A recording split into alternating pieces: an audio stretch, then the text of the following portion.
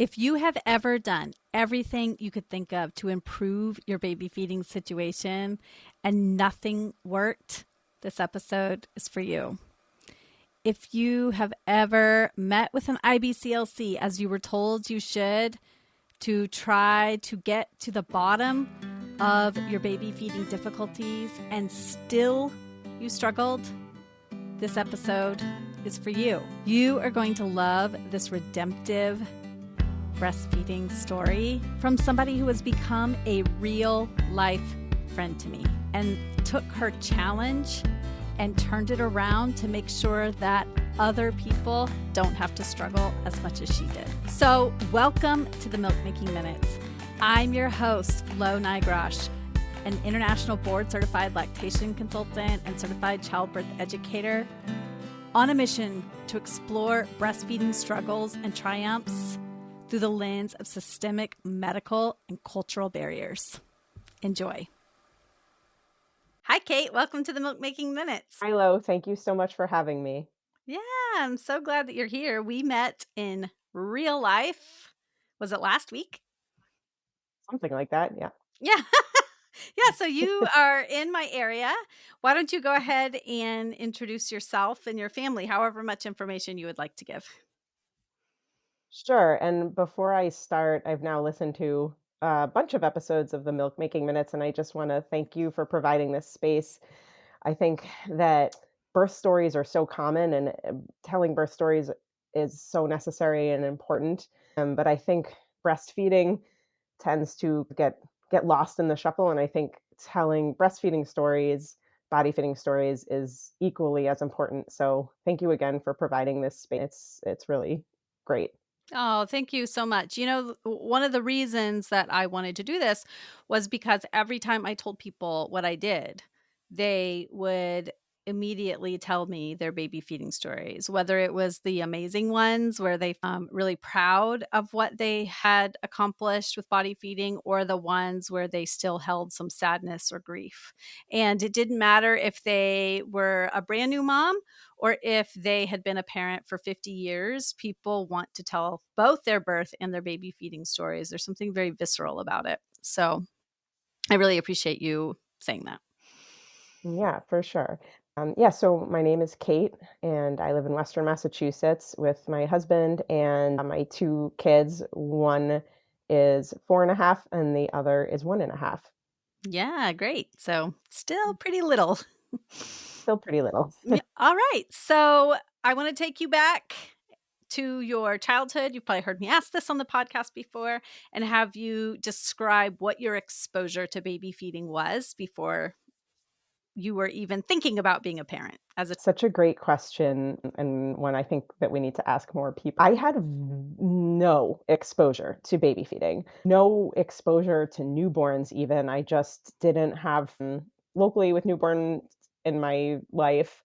Um, I actually was breastfed. My mom breastfed both my brother and me, but that's not even something that came up until I think right before my first son was born. It just, like, however, never came up. But I don't have a very big family, there weren't babies around, and so my baby feeding experience, even bottles included, was, non-existent. Mm. Wow. So how did the topic of how your mom fed you come up? To be honest, I can't remember. I think I started asking some questions, and she had exclusively breastfed both my brother and me, but she really struggled with my brother a lot. I was a much smoother experience for her. My brother was a failure to thrive. You know, in Mm. retrospect, I'm stoked she did it with me after probably a pretty nerve-wracking first experience with my brother. But my mom doesn't even remember how long she nursed us for. She doesn't remember a lot of those details, but I think we were both breastfed for at least a few months, if not more. Yeah. And I think what's interesting about that is it is a good reminder to all of us that these decisions feel so critical in the moment. You really sometimes feel like it's a matter of life or death. It's going to impact down the line extensively. And there are going to be many more difficult decisions we make as our children Mhm. get older about approaches to discipline or how we support them through difficult situations, or trying to figure out and navigate neurodiversity or social struggles that they may have. And these decisions that we have to encounter as our children grow, the weight of those tend to take over the decision about how we feed our babies or what's our next best step given our struggles. And I think it is good for those of us who are kind of in the thick of the postpartum period or still feeding babies to recognize it feels really hard right now, but in 30 or 40 years, I might not even remember how long I breastfed my baby. It's so true. It's a really good perspective to keep in mind. Yeah. Both Mhm. balancing, it feels hard now and it's not always going to feel. Yeah. Oh, that's definitely true. Okay, so then as you were preparing for your own pregnancy and births, did you do anything to prepare for baby feeding as well? Yeah, so I guess I'll start by saying I had a very challenging journey to get to my first baby. I went through many rounds of IVF. It was Mm, long and grueling, and shaped how I felt about pregnancy, and it still to this day shapes how I feel about motherhood. mm, So I came into this with I don't wanna say baggage because that's the wrong word, but I came in with a perspective and some feelings, that mhm, were unique to my experience, and so I actually in terms of baby feeding, I knew I wanted to breastfeed. But I had never given it much thought. It was just like, "This is something I'm going to do. I'm gonna have a baby and I'm going to breastfeed." And I didn't even know that much about the benefits of breastfeeding, and I didn't ask myself, "Oh, why do I wanna do this instead of bottle feeding? Why do I wanna breastfeed?" I had never given it that much thought. Um, it sort of felt reflexive to me, and I went took a breastfeeding class at my hospital before my baby was born, and so I thought, "I'm ahead of the curve, I've got this." Like, it was not on my radar as something that I should worry about. At that point, didn't have a whole lot of friends with babies, so I hadn't heard that I wasn't aware that breastfeeding is a struggle for many or even most parents. mm. Now, at the time that you took the breastfeeding class at the hospital, did you find the information that they presented useful? I don't I think that at the time I did think it was useful. Again, I had 0 knowledge, so anything I was told felt now a few years later, even in soon after my son was born, in retrospect, I don't think the class was taught in a way that gave me the information that would have been helpful to me, taught in a way that was helpful to me. I'll get more into my story later, why that, but I think I took the class and I didn't question it. It's like, Mm. "Okay, I'm gonna feed my baby." We were given dolls, so I practiced bringing my doll to the chest, and that was about it until go time and my baby arrived. Yeah, and I'm gonna go ahead and give a spoiler and say that you ended up founding a breastfeeding education company. Yeah, I'll go more into that towards in a little bit, but my company is called Mighty Milk, and we offer online breastfeeding, baby feeding classes for expectant parents and also parents of newborns.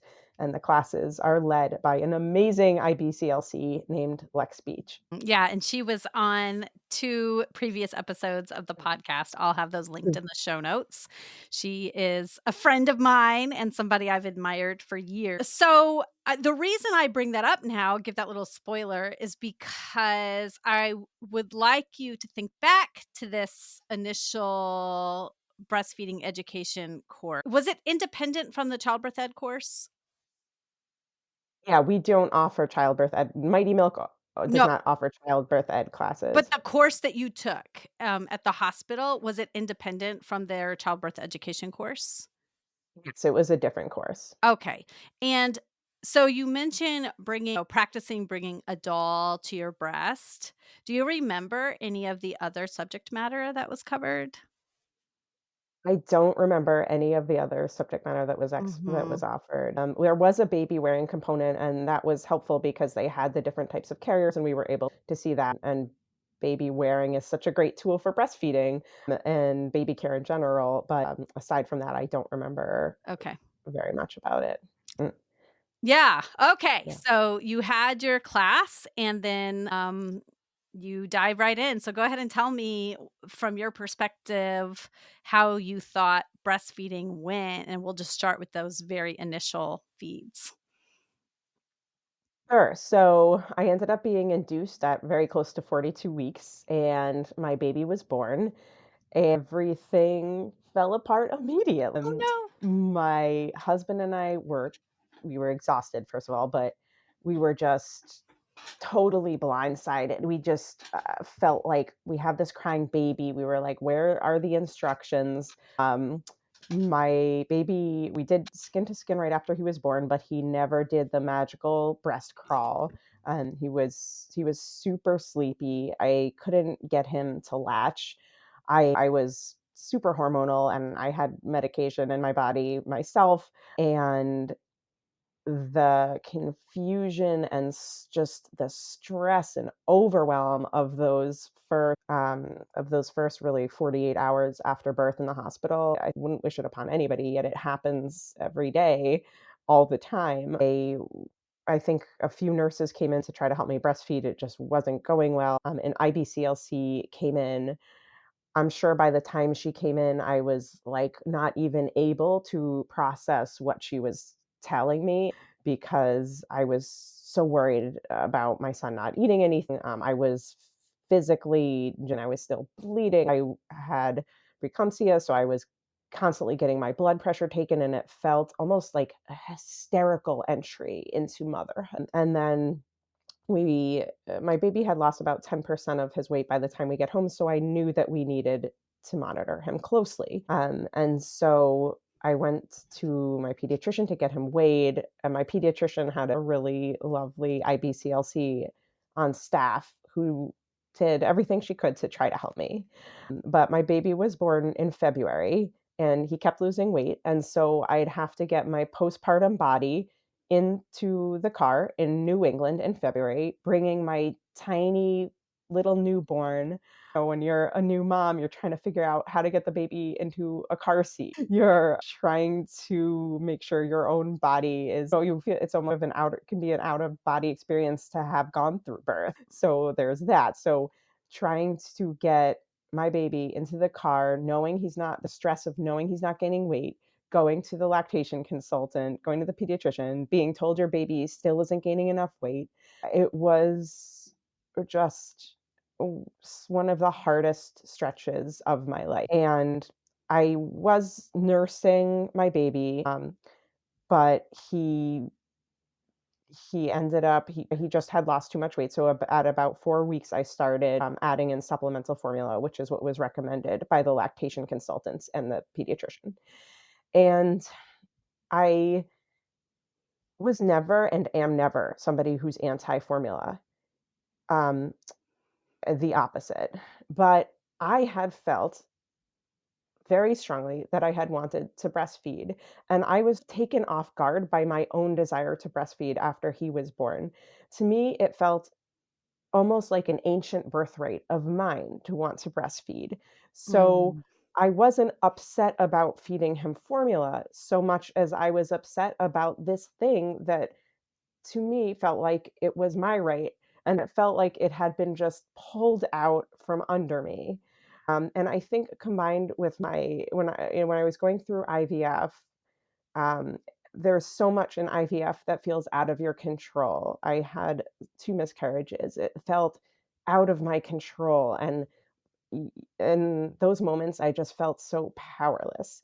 And I think after my baby was born, to me, I realized breastfeeding felt like a way of taking back control. It felt like a way of this was my first relationship with my baby once he was out of my body, and Mm. this is something that I had wanted with him. And I was really devastated, not about the formula so much as this thing that I wanted to do, I felt robbed of. Not by anybody in particular, but in general, I I felt very strongly for no it wasn't about the benefits of breastfeeding, it wasn't about these magical, components that breast milk really does have. It wasn't for any one reason other than it felt like it mattered a lot to me.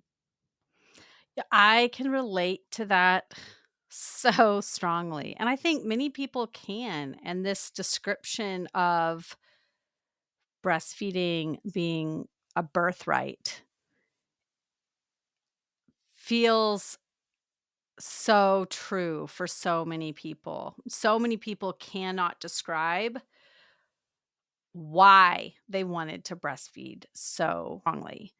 And the thing I try to remind my own clients is that, of course, you want to feed your baby from your body. That is a biological urge. Yeah, so I'll sort of jump ahead a little bit. So I ended up just really struggling with my breastfeeding experience, and I was thinking back on the class that I had taken at my hospital and thinking about how it hadn't prepared me in the way that I felt would have been helpful to me. And so my background is in business and online marketing and content. And so I decided I'm going to create the class. I'm going to find somebody in IBCLC and I'm going to create the class with them that would have been exactly the class that I would have benefited from when I was pregnant. And so I ended up deciding to start my company, Mighty Milk. And I looked literally across the country for the perfect IBCLC to lead Mighty Milk's classes. I talked to a lot of people, and I ended up finding Lex Beach, who's an IBCLC, and she happened to live pretty much like less than a mile from me, which is amazing. But Lex has a really excellent reputation locally. And the first time I went to talk to Lex, I was telling her my story, why I wanted to find an IBCLC to create these courses with. And when I was telling Lex my story, she said that it's really good that you care about feeding your baby. It's really normal that this is upsetting to you because it's very important for from a survival perspective. Could you imagine what it would be like if we didn't care about feeding our babies? Like, it makes sense from an evolutionary perspective that feeding matters a lot Mhm. to and that we are very driven to feed our babies. And I think I had after feeding my baby and just that strong feeling like I had wanted to breastfeed, I felt, was questioning myself, like, why am I trying so hard? Why do I care this much about this thing? And I kind of questioned my own motivations and intentions and just questioned why I cared so much Mm. and felt a little strange about it. And Lex totally validated my feeling and just putting it into perspective. Yeah, it's actually a really good thing for our baby that we care that they're fed, as it turns out. Yes. Yeah, that is such an important message because many of us feel very anxious about feeding babies and even bottle fed babies. Lots of questions on all the online mom groups about how much are you feeding, which is the best bottle, how do I know if they're getting enough, how do I know if they're getting too much, does my baby have an allergy, do I have undersupply, do I have oversupply? It could go on and on. Definitely. Yeah, and I think at the intersection of, really knowing most of us or many of us in the US know so little about baby feeding and baby care, like, the intersection of that and, social media and all the messages we're get it's a tough place to be, and that's where I try to meet parents with Mighty Milk. Mhm. Yeah, so take me back. How long would you say that your struggle with your first lasted? How long did it feel hard? It felt hard for a year, and Mm, the reason it did is because, I ended up supplementing my baby with formula, like I said, in about 4 weeks, and his growth got better. I was still nursing him, but at about, um, 6 months, he started to refuse to nurse altogether, and I think my supply had really tanked at that point, so that was hard for me, but it made sense. But then I felt, for whatever reason, like I didn't wanna totally throw in the towel, and so I decided to switch to exclusive pumping, and I ended up pumping a couple times a day. I would get roughly an ounce, and I ended up doing that for about 5 months, mm, and I will come out and say, I hated pumping, I still hate it to this day. I think that we accept pumping, and many parents wanna pump, and that's totally fine and great, but for me personally, I hated the feeling of the pump. I hated seeing the milk just slowly drop in the pump. I found it was so discouraging.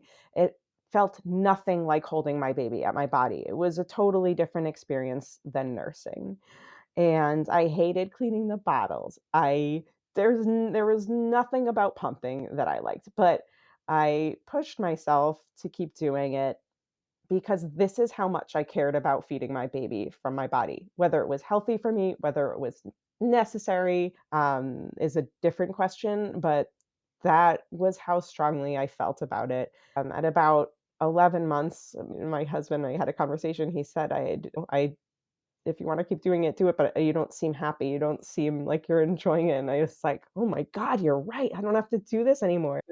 I'm barely getting any milk, and it's making me miserable, so why would I keep mm. going with this?" And I would say that it was tough for a year, and honestly, though, it's still tough when I think back on it because, and this is one of my reasons for starting Mighty Milk, feeding isn't just about milk. It's not just about what you feed your baby. My one of my favorite quotes from Lex in our class, I'm going to paraphrase, but it doesn't only matter that we feed our babies. It also matters how we feel about feeding our babies. And so, after all my IVF struggles, after my miscarriages, my entry to motherhood, my postpartum life was colored. Of course, I love my baby so much, and of course, I had wonderful bonding moments with him.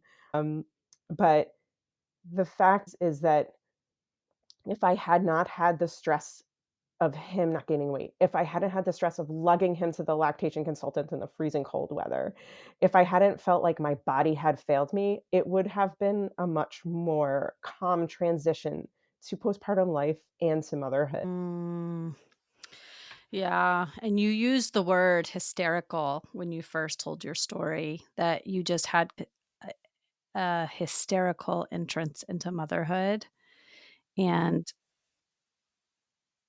this is so common, and many of us feel like something is wrong with us, that we can't enjoy this baby that we have hoped for so long. And I know having difficulties with conception and previous losses colors that feeling of guilt even more. I've heard many people say that. And what we don't recognize when we're going through it is that none of the struggles are actually our fault. It's actually, we can place blame, but it's not on us as individuals. There's a lot of systemic failures that lead to difficulties feeding our babies. But when you're in the midst of it, that doesn't matter. You're just trying to get milk in your baby's tummy. That's exactly right. But luckily, my story does get better. Mm.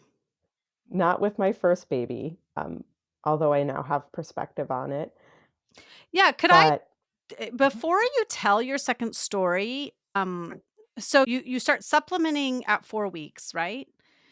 mhm. And I know you were seeing an IBCLC at the pediatrician. What sorts of ideas was she giving you about how you could increase his intake so that he was meeting the growth expectations? while still maintaining your own sanity. Did you work on that together? What were the sorts of supports that were being provided? Yeah, so we tried a few different things. Looking back now, I believe what happened was that I didn't understand from the beginning that I was supposed to nurse my baby very frequently. I did not understand that he was supposed to be swallowing, and or I didn't understand what newborn swallowing sounded like. So I thought my baby had been getting lots of milk because he had been moving his jaw like this. Like, his mouth looked like it was moving, and so every time we'd get a weight check, I'd be like, "I don't understand how he's losing weight. He's drinking lots of milk." But he was just chilling at my boob, moving his jaw around. Oh, now that I'm an experienced breastfeeder, I know what newborn swallowing sounds like, but when you have n had 0 exposure or very little exposure to a newborn breastfeeding, you don't know what a newborn swallowing sounds like, and I think that I probably what happened with him was that I think I make enough milk, I'm able to make enough milk for my baby, but I don't have an abundant supply of milk, and so my baby wasn't he was super sleepy, he wasn't removing enough milk, and so then I really wasn't making enough milk, um, and I think that I missed the window of the first week or so that's really can be crucial for setting yourself up for success. And so by the time I was really getting a whole lot of help from a lactation consult, of course, it works better for some people who struggle in the beginning. But for me, I believe I missed those first really crucial milk removal that window, and it was just not something I could crawl back to. And so her suggestions were power pumping, which I did try. And I did it a lot, and it was horrible. I know this is a way I know that some people are fine with power pumping and it works well for them. For me, it was miserable, especially for somebody struggling with low supply. It's so discouraging for me. It was so discouraging for me to see just that milk just dip, dip, and it meant that it was time I wasn't spending with my baby. It was time I was hooked up to this machine. So was Um, she asking you to both feed your baby from your body and add in power pumping on top of it? Yeah, I think that's what it was. She was also Mhm. trying to help me with his lat. I had just a lot of nipple pain. She was trying to help me with a lot of different things. She did recommend an SNS. I can't remember which brand, but we tried a few different ways of supplementing and feeding, and it just ended up, I just never was able to get my supply up to where it was enough to feed my baby only Mm. from my body. Yeah, and, was there a phalange fitting session ever? There wasn't a phalange fitting session. I This was in 2019. I think now it's becoming a lot more common, but I do not remember having a phalange fitting. Mm. Yeah, that's really a shame. I see a lot of people on the mom groups say, "I've already met with an IBCLC. They didn't provide me the information I needed." And we all have various expertise, and so one IBCLC might be fantastic for somebody and might not be the right person for someone else. However, when you're in that time of just trying to feed your baby, you don't have time to be bouncing from provider to find the person who is the right fit for you. And when you've gone to see somebody who everybody says, go see an IBCLC, and it still isn't really helping in the end, that can be so discouraging.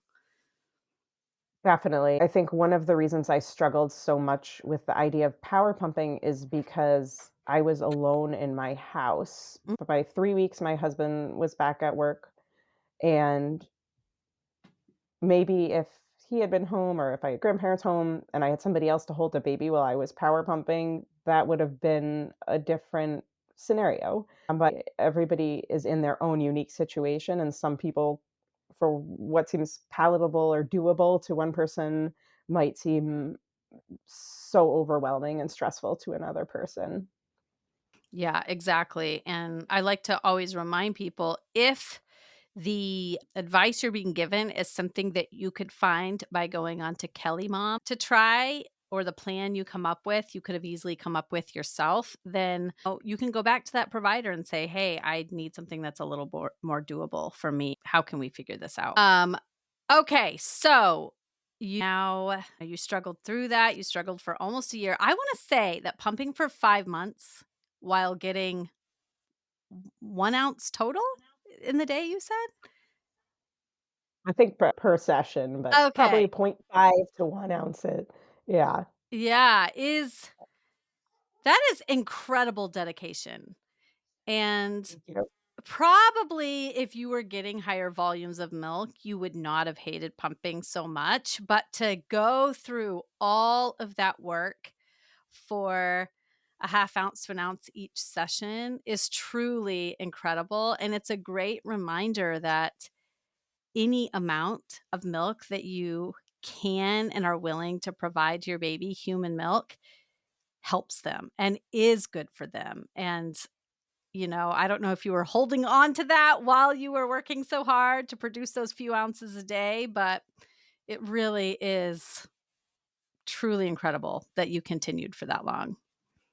Thank you, I appreciate that, and in retrospect, it was incredible. I don't know that it was always so healthy, but I think it showed me my own drive to hold on to feeding my baby in the way that I had wanted to. Mhm. Yeah, yeah.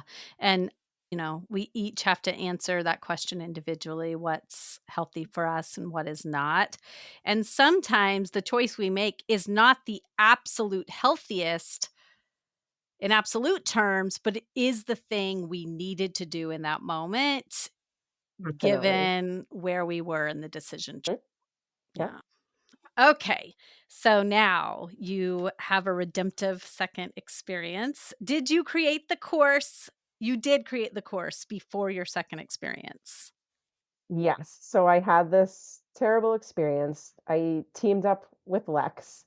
We filmed 2 classes. We worked for a long time on each they're very logical to follow. They are broken down into short videos, so you can watch them, with your partner from if you have a partner or any other support person, you can watch them from your couch. Um, and it's like Netflix for learning about breastfeeding and body feeding. And so Lex and I worked on the class together, and she wrote the class, and I brought the layperson perspective of what does this mean, or I'm not sure what you mean by this, or just questions that I had. So I think having both a regular person perspective and an IBCLC leading the class paired well together. And so Lex led these classes that were the exact classes that I needed and I wanted. So it was sort of bittersweet for me because I didn't have them, but it is amazing to be able to go help other families, and we've gotten incredibly positive feedback from the class, and that was really special and really helped me grapple with my own breastfeeding journey with my first baby, because even though it hadn't gone the way that I had wanted to, it allowed me to change the journey for other families. But so by the time I had my second baby, we had filmed and finished the prenatal class, and then a class for parents of newborns really in that 0 to 12 week phase. So by the time I had my second baby, Lex and I had filmed these classes. And so I knew quite a lot about how to breastfeed your baby at that point. And but I still went into this birth thinking that breastfeeding wasn't going to work for me. Honestly, it didn't even occur to me that it would go well, because I truly thought that my body was incapable of producing enough milk for my baby. I didn't know why, but that was just what I thought because that was my first experience and only experience. So when I was quite pregnant, I think about 38, Lex suggested that I practice doing prenatal hand expression, and it's something that we talked about in our class. And so I went in the shower. I didn't save my milk or anything like that, but I practiced hand expressing my milk, and I got like all this like amazing colostrum just from some hand massage in the shower. And that was a game changer for me because Mm. I was like, I'm doing it. Like I'm already doing it. My body is working. It's making colostrum. It's in there. And it was a really big confidence booster for me. And in our class breastfeeding for expectant parents, we have a footage of a very pregnant person expressing their colostrum and how Lex teaches how to actually do. And I cannot recommend it enough. Whether you're a first time parent, make sure you check with your doctor or midwife to make sure that it's something that is okay for you to do.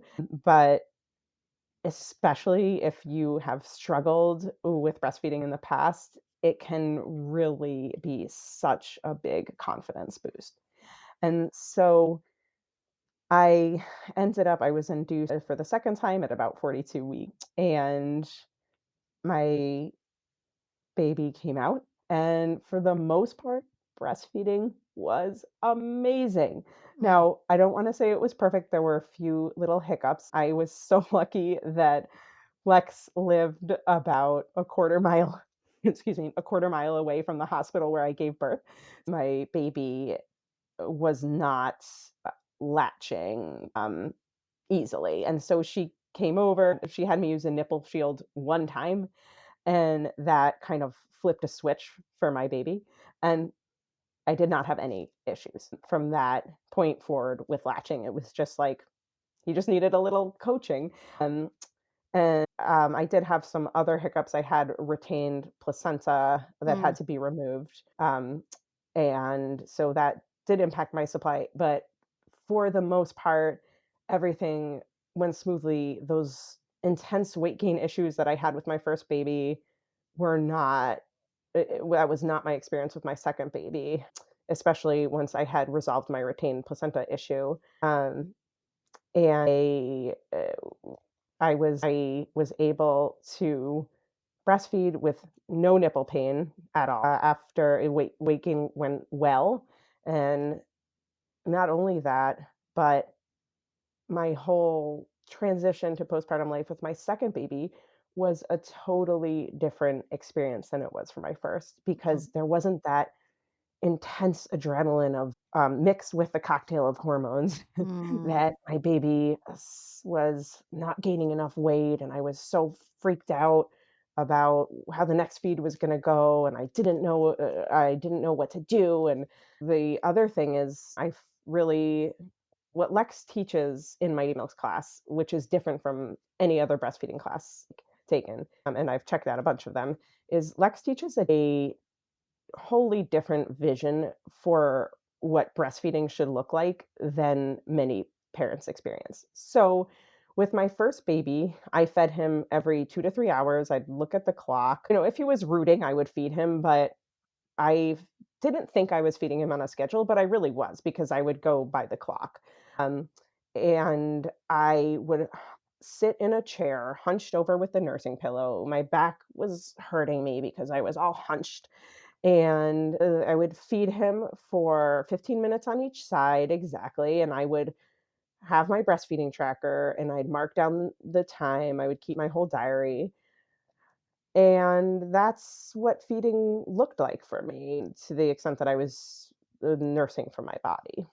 Now, with my second, again, I had been the beneficiary of Mighty Milk's classes, my own company that I started. But what Lex teaches is such a different vision than that. And it is looking at your baby for hunger cues. It's understanding that it can be totally normal to feed your baby 12 times a day or 20 times a day, that you don't have to sit in a chair for any prescribed length of time, that the key is to feed your baby frequently and focus on their active swallowing, trying to keep them active at the breast. That you don't have to feel like you're sitting there for the entire day with your baby's nipple in your in with your nipple in your baby's mouth.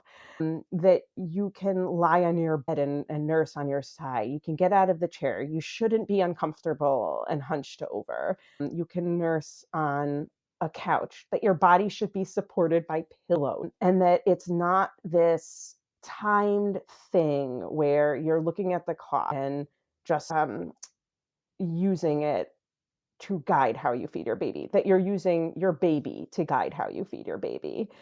And with my first baby, I had all of these milk supply problems and I was tracking everything even before I had to supplement with formula. I used a breastfeeding tracker religiously. With my second baby, I didn't have milk supply problems and I used no tracker, and I was not looking at the clock at all. And it was also such a different experience because I was so much more cued into my baby when I knew to look at my baby. And so with my first baby, where I would go to my chair, my increments sit there for half an hour at a time. With my second baby, I would feed him, I don't know, 20 times a day, maybe more, maybe not, maybe 15 times a day. I don't know because I wasn't counting. And I would feed him sometimes just for 3 minutes on a side and switch him off and feed him for 2 minutes on the next side. And I paid attention to whether he was swallowing. And it's such a it's such a different experience once you are in that kind of symbiotic relationship, once your baby is the driving feeding, and once you're looking at them and reading their cues and understanding them, it's like this magical transformation. At least it was for me. Yes.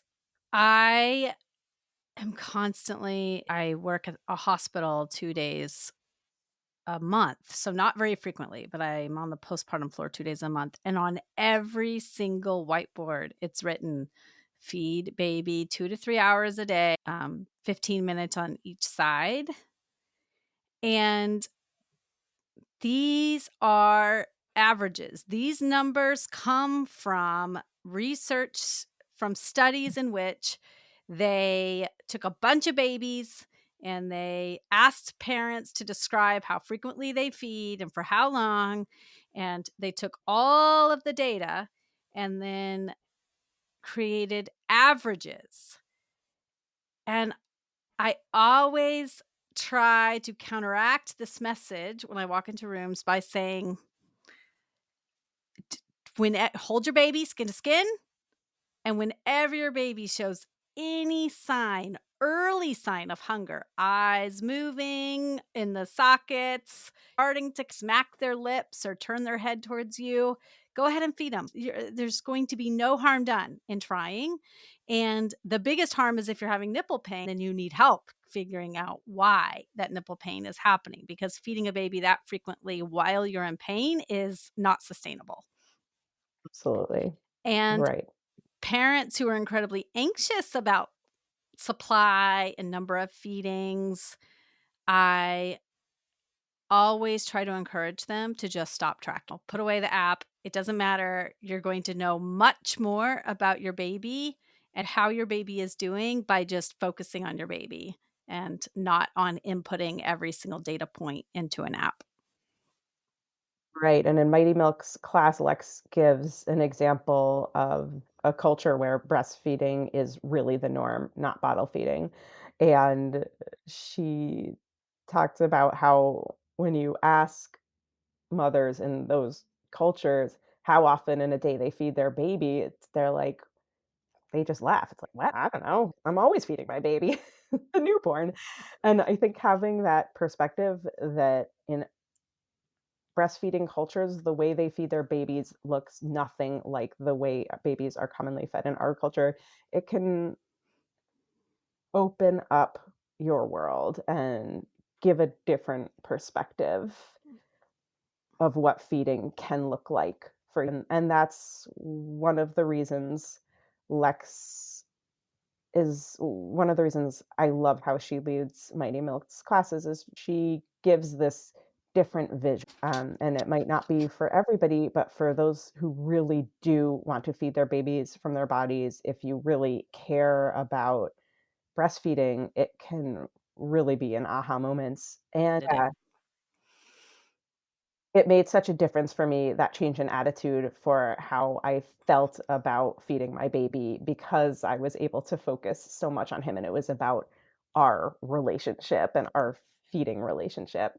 Yeah, that does make a huge impact in how you feel about baby feeding, parenthood, yourself, your own body. This idea that you had, even going into the second pregnancy, that even though you had done all this work to create a class that would help others find success, you still in the back of your mind felt like you would not be one of the ones who found success because it felt like there was something wrong with your body. Instead of thinking, man, that really turned south because I didn't have all the right information I needed and I didn't get the right supports at the right times to be able to be successful. We so often blame ourselves and our bodies. We almost disconnect ourselves from it because it's too painful to say, I failed, which none of us are failing when we're feeding our baby. So instead of even saying, I failed, I hear so many people say, my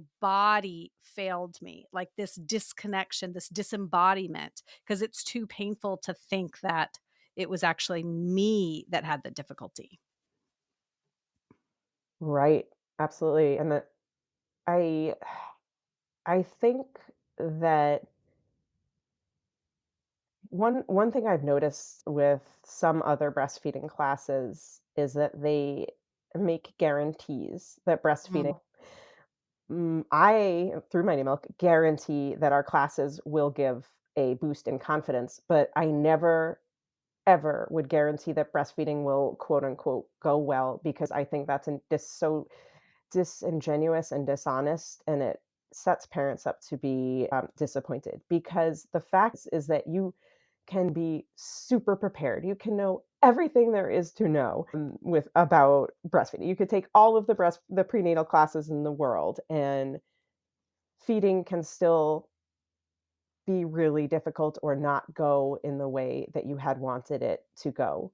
But the reason that I care so much about this is because I think that even with Mighty Milk, my hope is, and what I've seen from our customers, is that even if feeding doesn't go well, because there can be all sorts of different challenges, even if it doesn't go well, if you have that kind of base language, like I was talking before, if knowledge of the fundamentals of how of feeding frequency, of how to position your baby, of whether how to understand if your baby's getting enough milk, all of those things and more, that if you do need help from a lactation consultant, you're in a much better position to advocate for yourself and for your baby, because nobody can guarantee, and nobody should guarantee, that feeding will go well. Mm. And I think that we can validate how people feel about their feeding journey. If they are struggling, we can validate that it's really hard to feel that way, while also giving them the tools to help them make the best of their own situation, and help them feel as good as possible about the way that they're feeding their baby. Yes, absolutely. Um, I tell every client that calls me and is struggling, I always say, I cannot guarantee that this problem will go away or that it will improve to the extent that you hope it does, but I can guarantee that I will help you feel really good about the decisions you make given your unique set of circumstances, that you'll feel empowered to make the right decisions and you'll feel good about the decisions that you have made and have a deeper understanding of your situation. And that's really what any provider can guarantee. They can either do those things or not, but none of us in any situation can guarantee absolute success or meeting of goals in any medical situation for sure, but in most other situations as well. Right. I also think it's important to normalize and even suggest to parents that they should expect to reach out to an IBCLC. Mm. If feeding goes smoothly, they don't have any issues, great, awesome. But if you expect that you're going to visit an IBCLC, if you, before you give birth, you have talked to local parents, you have some good recommendations, you have the name and number of an IBCLC in your phone before you even give birth, all of these things can stress the process and de-stress feeding if you do experience challenges. Even I even got a lactation certification before I gave birth to my second baby. I had these Mighty Milk classes, but I still got help from Lex that was really useful.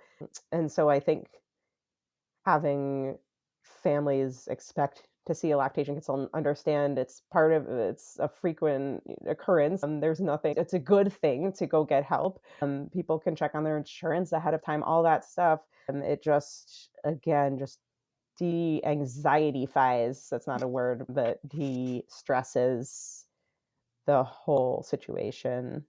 Yes, absolutely. And most of the time, insurance will even cover prenatal consultations within IBCLC. And then you already know who it is you're going to call when that time comes, because we all expect to see our pediatrician. Almost all of us want our pediatrician to be able to answer questions about baby feeding. And most people don't know how little training pediatricians have in being able to help. And it's not really malicious. They just don't know what they don't know. And you were in an amazing situation that IBCLC support was offered by your pediatrician's office. But for most people, that is not the case. So we really have to self advocate to find those people who can help us with our difficulties. Definitely. One of the chapters in Mighty Milk's class, Lex talks about who to trust with feeding advice. And she talks about IBCLCs, of course, because there are many different levels of certification in the lactation world. So she talks about that. And she does talk about the fact that pediatricians are not lactation experts. They only receive a couple hours of training in lactation. And parents trust pediatricians. And it's not that they're trying to do anything evil, but sometimes they don't refer to an IBCLC. And so, even just explaining to parents, this is who you should contact if you're struggling with pumping or IBCLCs exist, and they're a great resource if you're struggling. So, that's something that Lex talks about in Mighty Milk. Yeah, awesome. And the price point for Mighty Milk is really good. It's very affordable for anyone who's interested in taking a course. Yeah, I feel very strongly that I don't want Mighty Milk to be exclusive. I think that anybody who wants to feed their babies from their bodies should be able to have the information that helps them to do that. And so, if you're interested in Mighty Milk's classes, I highly recommend you check them out. We have all sorts of people who take our classes, and they're used by birth centers, doulas, even for their own training, as well as to recommend to clients. Of course, they're used by families. I have a couple of pediatricians that send their clients to the class. You can find out more at mightymilk.co, that not .com. I think Pepsi owns mightymilk.com, but mightymilk.co. Awesome. Great. That'll all be linked in the show notes. And I highly recommend that anyone who is pregnant or planning to feed a baby check them out, because they are really great resources. I haven't had the chance to take the full course, but I have gotten to see pieces of it. And I would trust Lex to teach any lactation course because she really is so good. So I really appreciate you taking your struggle and turning it into something that so many people can use and apply to their lives and feel like it enhances their experience as new parents. Thank you so much, Lo. This has been awesome. Thank you. A story like Kate's shows us that things can improve. A story like Kate's demonstrates that the right support, the right education, the right resources can make a difference between meeting your goals and not meeting your goals. Now, of course, we don't have a time machine. We cannot go back to Kate's first experience and see if things would be different had she gotten different supports, had she had breastfeeding education that felt more impactful. But a story like hers really goes to show that seeking out the right types of supports can really help you feel good about your breastfeeding experience. And I've got great news. Now you can go right onto my website and book a consultation with me automatically. No more going back and forth about schedule, texting and emailing to see what works. You can check out my calendar, book a day. It'll pop up into my calendar, and then I'll get you the intake forms. So if you have a breastfeeding difficulty that you would like to explore with me, reach out, book now. Why suffer any more than you have to? And if you're thinking, Lo, I would love to, but I'm not in Massachusetts, don't worry about it. I offer virtual insurance-covered lactation consultations. Don't let your location be a barrier to getting great lactation care. I can't wait to help you feel better about the way you are feeding your baby and feel confident in the decisions you are making as a breastfeeding parent. See you soon.